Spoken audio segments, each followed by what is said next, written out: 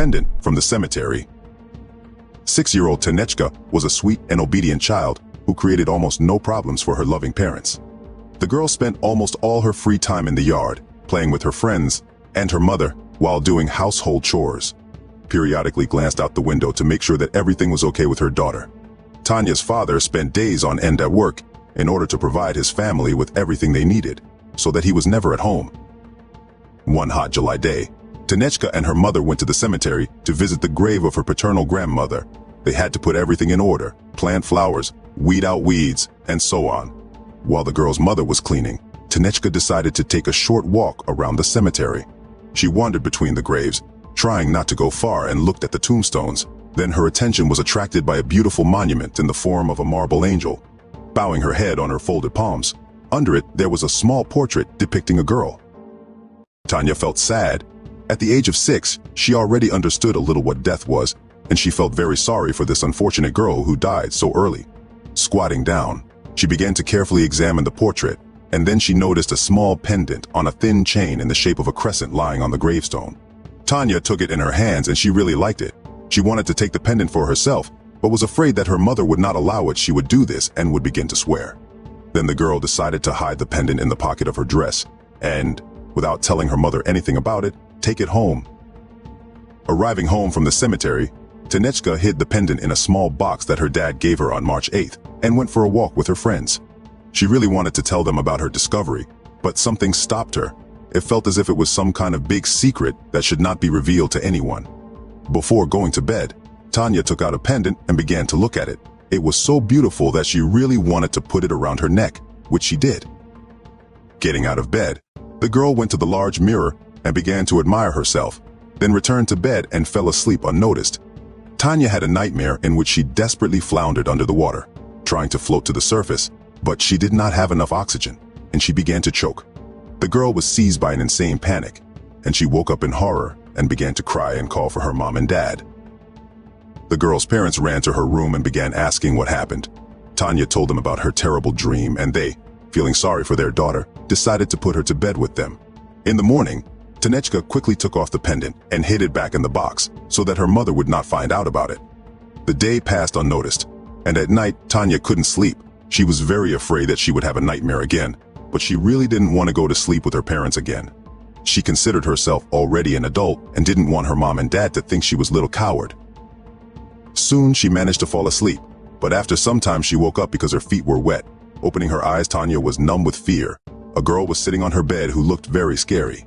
She had dull eyes and a gray face, swollen skin. With blue lips, she tried to say something, but could not. Dirty water poured from her mouth straight onto Tanya's feet. Tanya jumped out of bed in horror and ran to the bedroom to her mom and dad. She, crying and stuttering, told them about what happened to her. Her parents began to calm the girl down, convincing her that it was just another bad dream. Her dad even went with her to her room and proved that there was no one there, and the bed linen was clean and dry. Since then, Tanya was tormented by nightmares every night. She constantly dreamed of that terrible dead girl. She tried to tell her something, but every time dirty water flowed out of her mouth, preventing her from saying a word. Tanya withdrew into herself.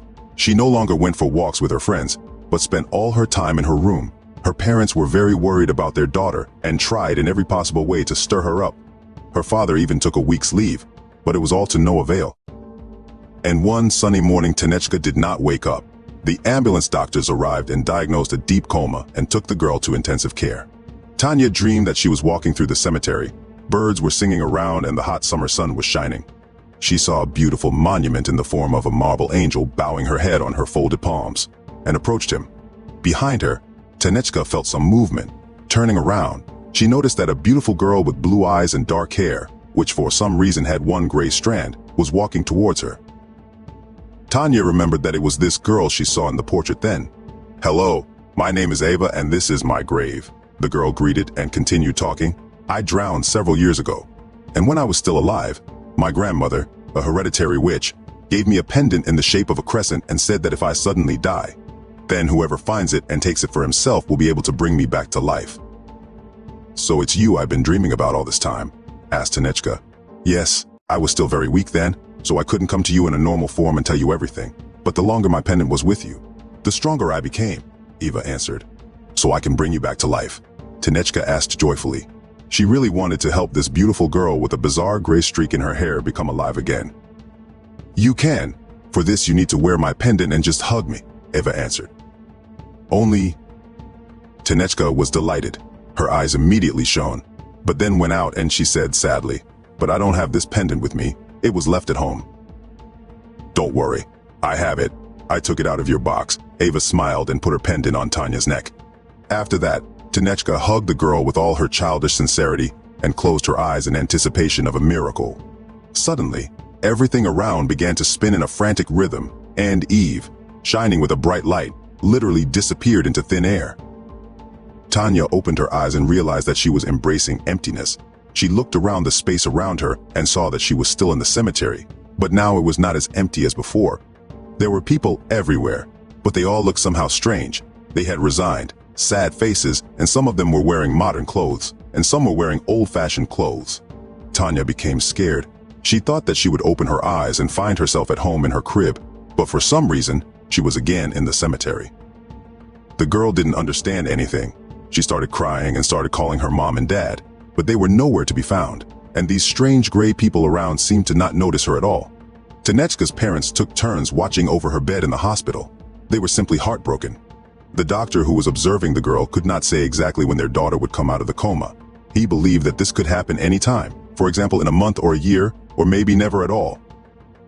That morning, Tanya's mother was dozing, sitting in a chair next to her daughter's bed, and then she felt that someone touched her hand.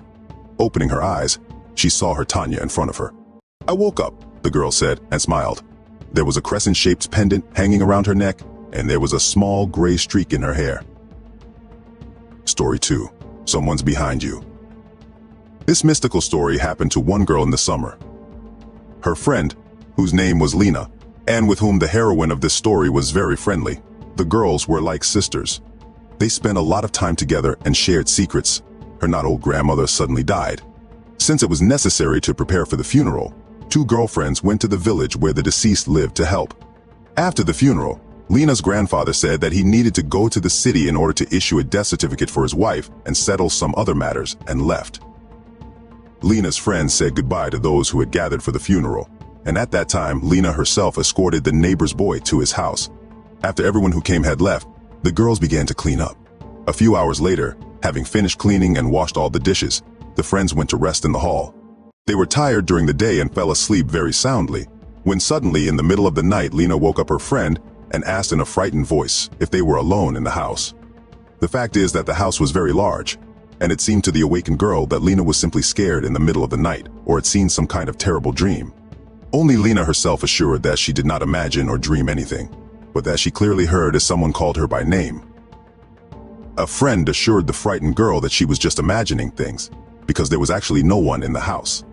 And she thought it was all because she was tired over the past day and was nervous about the death of her grandmother.